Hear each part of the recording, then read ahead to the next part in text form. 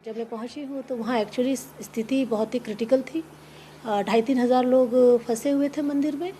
चारों तरफ से फायरिंग हो रही थी। हमारी फोर्स वहाँ पर थी मौजूद, पर वो इतनी संख्या में नहीं थी कि इतने लार्ज स्केल जो है घेरा करके तीनों तरफ से पहाड़ के ऊपर से जो फायरिंग जिस तरह से आ रही थी उससे वो निकाल करके सुरक्षित उनको लेके जाते थे, क्योंकि एग्ज़िट का सिर्फ एक ही तरफ से रास्ता था। तो उस परिस्थिति में फायरिंग के बीच में जवाबी फायर, हमने भी फोर्स को कहा कि आप भी जवाबी फायर कीजिए ताकि कवरेज रहे और थोड़ा सा डिटरेंस रहे। शाम के टाइम में 6 सवा 6 के बाद हमने फैसला किया कि इनको टुकड़ियाँ बना करके, क्योंकि जो क्राउड के ऊपर फायर करते थे, सिंगल पे नहीं क्राउड पे करते थे, कि वहाँ पॉसिबिलिटी डैमेज की ज़्यादा होती क्राउड के ऊपर। तो क्राउड के ऊपर फायर को नज़र रखते हुए फिर हमने उनको डिवाइड किया गया, पहले महिला और बच्चों को, बाद में बुज़ुर्गों को, और फिर जो जवान बच्चे हैं। इस तरह से हमने डिसाइड किया। मैं थी, एसपी पलवल जो यहाँ मौके के थे, और हमारे डीसीपी साउथ रेंज थे। डिसाइड करके फिर उनको टुकड़ियों बना करके कवर फायर देते हुए पहले महिलाओं को लेकर के मैं आगे चली और कवर फायर दिया। तो जब हम निकले हैं तो उस समय भी फायर आया।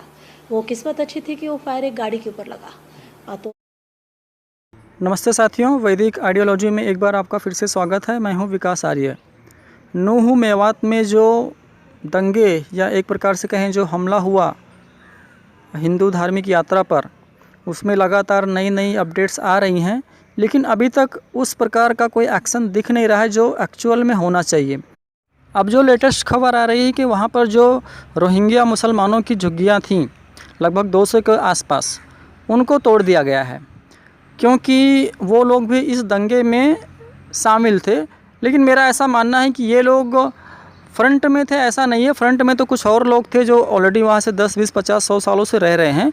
इन लोगों ने ज़रूर उनकी मदद की होगी, तो बिल्कुल उन पर एक्शन होना चाहिए। लेकिन जो मूल आरोपी हैं, जो मुख्य एक्यूज्ड हैं, जो हज़ारों की संख्या में इस हमले में शामिल थे, गोलियां बरसा रहे थे, आग लगा रहे थे, जैसे उनको जो मिला लोगों को मारा, उन पर एक्शन क्या हो रहा है? सबसे पहला काम तो पुलिस प्रशासन को ये करना चाहिए कि पूरे एरिया को सील कर देना चाहिए। एक भी व्यक्ति वहाँ से बाहर निकल कर ना जा पाए, ऐसी व्यवस्था वहाँ पर कर देनी चाहिए। और पूरी तरीके से छानबीन तलाशी उस एरिया की हो जाए मेटल डिटेक्टर के साथ।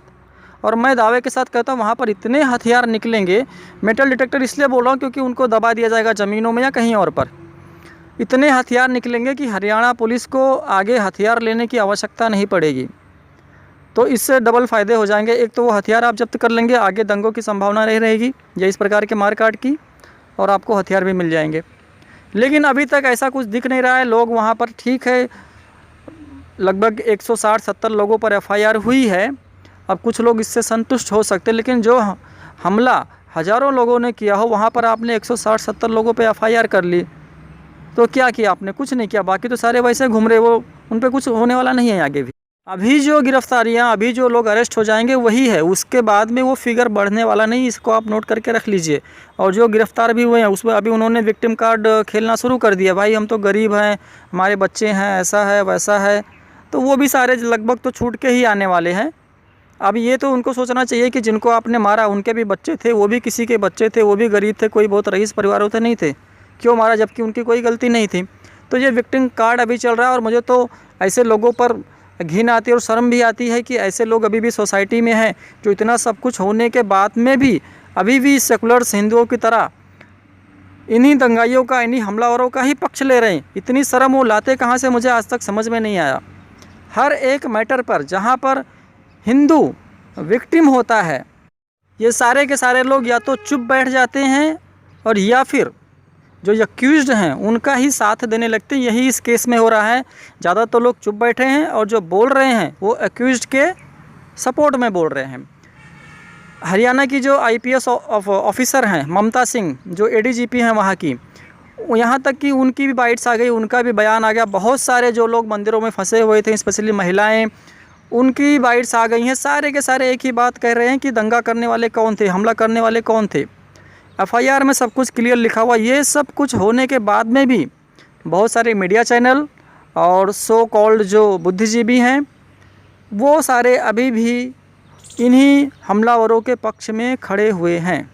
एडीजीपी ममता सिंह खुद कह रहे हैं कि वहाँ पर लगभग 3 से 4 हज़ार लोग मंदिर में फंसे हुए थे। जब वो वहाँ पर पहुँचे, उनको तीनों तरीके से, जो वो मंदिर पहाड़ों से घिरा हुआ है, वहाँ से गोलियाँ बरस रही थी, उनको बाहर निकलने का कोई रास्ता नहीं था, एक ही रास्ता था, वहाँ से अगर वो जाते तो मारे जाते, क्योंकि वो सीधा वो फायरिंग की रेंज में आ रहे थे।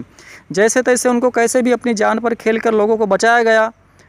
उस फायरिंग के बीच, उस दौरान फायरिंग हो रही थी, जो महिलाएं वहाँ पर फंसी थी वो स्पष्ट तौर से कह रही हैं कि उनके साथ में रात को कुछ भी हो सकता था, गैंग रेप हो सकता था, उन सबको मारा जा सकता था। एक नहीं, प्रत्येक महिला यही शब्द बोल रही है।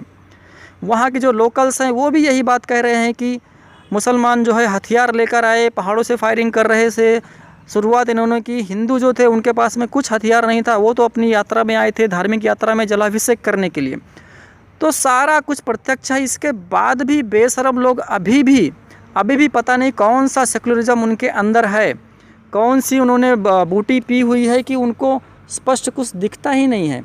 हिंदुओं के अगेंस्ट में भी इतना जहर उनके अंदर भरा हुआ है कि अभी भी इन्हीं हमलावरों का ही सपोर्ट कर रहे हैं। इनको नहीं पता कि ये जब उनके साथ में होगा तो उन्हें बचाने फिर कोई नहीं आने वाला, अगर यही स्थिति आगे भी रहेगी तो। प्रदीप शर्मा नाम के व्यक्ति जिनको मंदिर से बचा लिया गया था, उनको जब वो घर से लौट रहे थे बीच में उनको मार दिया गया। अभिषेक, जिस कार्यकर्ता की जो उस यात्रा में जलाभिषेक के लिए गया हुआ था, जो मंदिर में फंसे हुए लोगों को लगातार बचा रहा था वहाँ पर, उसको गोली लगी। जब उसको एम्बुलेंस से ले जा रहा था, रास्ते में उसको एम्बुलेंस से निकाल कर उसका गला काटा गया और मार दिया गया। और एक व्यक्ति शक्ति सैनी जिनकी मिठाई की दुकान थी, उनको दुकान से घसीट कर मारा गया। लगभग 3 पुलिस वाले इसमें मारे गए हैं। तो ये सारी घटना बिल्कुल स्पष्ट है, साफ है, कहाँ से शुरुआत हुई, किसने शुरुआत की। उन लोगों की तैयारियां लगभग कई महीनों से चल रही थी। वहाँ का जो लोकल विधायक है मम्मन खान, वो इसका मास्टरमाइंड है, और वहाँ के सारे निवासी मेवात के मुस्लिम जो हैं वो इसको एग्जीक्यूट करने में लगे हुए थे। सब कुछ सामने आ चुका है। सोशल मीडिया से बहुत सारे स्क्रीनशॉट शेयर हो रहे हैं कि किस प्रकार से रैली की 1-1 मिनट की अपडेट हमलावरों को दी जा रही थी। रैली कहाँ पर है, कब निकल रही है, कहाँ पहुँची है, एक चीज़ कैसे लोगों को इकट्ठा किया गया, सारा कुछ सामने है। इसके बावजूद भी बेशरम लोग अभी भी हिंदुओं को ही आरोपी बना रहे हैं, उनको ही सब कुछ जिम्मेदार ठहरा रहे हैं, और जो लोग मारे गए उनकी कोई बात नहीं कर रहा है। जिन्होंने मारा, जिन्होंने हमला किया, उनको बचाने में लगे, उनको विक्टिम बताने में लगे हुए हैं। तो ये दुर्भाग्य है, इसमें आगे क्या ही बोला जाए।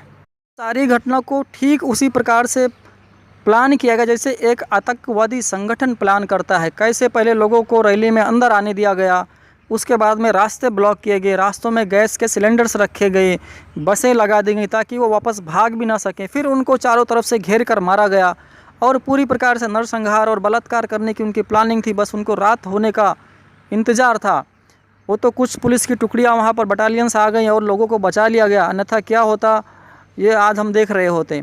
तो इसलिए मैं प्रशासन से, पुलिस से, हरियाणा सरकार से, यहाँ की सेंट्रल गवर्नमेंट से भी अपील करता हूँ कि वहाँ पर उस पूरे एरिया को अभी भी देर नहीं हुई उसको सील किया जाए, एक भी व्यक्ति को वहाँ से बाहर जाने की अनुमति ना मिले। क्योंकि आपने वीडियोस देखे, छोटे बच्चे, बड़े बूढ़े, महिलाएं सब इस हमले में शामिल थे, सब हमले में शामिल थे। एक एक की धरपकड़ होनी चाहिए, एक एक की पहचान होनी चाहिए, और ऐसा एक्शन हो कि सिर्फ मेवात या हरियाणा में नहीं, पूरे देश में कभी इनकी ऐसी कभी आगे इस प्रकार की घटना को अंजाम देने की इनकी जो है हिम्मत नहीं होनी चाहिए।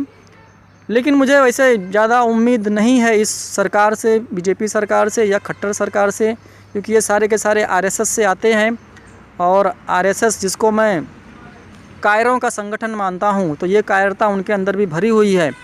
ये बात अलग है कि अगर हिंदू अपना एक प्रकार से दबाव बनाए सरकार पर तो चाहे एक्शन ले लें, बाकी मुझे इनसे कोई ज़्यादा उम्मीद नहीं है। ये लीपापोती करके फिर इसको कुछ दिन में सारा मामला शांत हो जाएगा। तो आप लोगों से मैं ज़रूर अपील करूंगा कि आप कम से कम सोशल मीडिया पर बने रहें, लोगों के बीच में इसकी चर्चा करें, जो भी लिख सकते हैं उसको लिखिए, ट्वीट कीजिए, वीडियो शेयर कीजिए, जो भी कीजिए, जो सच्चाई है उसको शेयर कीजिए, ताकि सरकार पर भी एक प्रकार का प्रेशर क्रिएट हो कुछ सख्त से सख्त एक्शन लेने के लिए। क्योंकि पूरा एक विंग इस काम में लग गया है कि इस घटना के लिए मोनू मानेसर को, जो कि एक गौरक्षक है और जिनका इस घटना से कोई संबंध भी डायरेक्ट नहीं है, उनको दोषी ठहराया जाए और सारा कुछ ठीकरा उनके सिर पर फोड़ दिया जाए। और जो मुख्य आरोपी हैं वहाँ के निवासी मुसलमान और उनका लीडर मम्मन खान जो वहाँ का एमएलए है, उसकी कोई बात नहीं कर रहा है। तो ये ज़रूरी है कि आप लिखें, बोलें, सरकार पर प्रेशर क्रिएट करें ताकि कोई ऐसा सख्त एक्शन हो कि भविष्य में ऐसी घटना को दोबारा अंजाम देने के बारे में सोचें भी ना। जिस प्रकार का एक्शन हम देखते हैं इजराइल जैसे देशों में होता है कि आरोपी के पूरे परिवार को जेल में डाल दिया जाता है, उस प्रकार का एक्शन, घर तोड़ना, दुकानें तोड़ना, प्रॉपर्टी जब्त करना, ये भी शायद इनके लिए अभी इनफ नहीं है। जब तक इस पूरे के पूरे इनके परिवारों को अंदर नहीं डाला जाएगा, छोटे बड़े बच्चे सबको, महिलाओं सहित, क्योंकि सारे के सारे इस हमले में शामिल थे। वो हमें महिलाएं या बच्चे दिखते लेकिन वो अपराधी हैं एक प्रकार के। तो इन सब पर एक्शन होना चाहिए और उसके लिए ज़रूरी है कि आप जागरूक हों, अन्यथा कुछ दिन बाद फिर ऐसी ही घटना होगी जिसमें हमारे ही लोग मरेंगे और हम फिर से इस प्रकार की घटनाओं पर सिर्फ चर्चा ही करते रहेंगे, क्योंकि इन जिहादियों के लिए अकारण मातम करने वाली पार्टियां, केजरीवाल से लेकर कांग्रेस तक, वो आपका साथ कभी भी नहीं देने वाले। यहाँ तक कि इस केस में भी आप देख सकते हैं, इतना सब कुछ स्पष्ट होने के बाद भी सारे के सारे चुप बैठे हैं, क्योंकि जो विक्टिम हैं वो हिंदू हैं और अपराधी जो हैं वो मुसलमान हैं। तो इस वीडियो को आप ज़्यादा से ज़्यादा लोगों के साथ में शेयर कीजिए। आपने वीडियो अंत तक देखा, आपका धन्यवाद, आभार, ओम नमस्ते।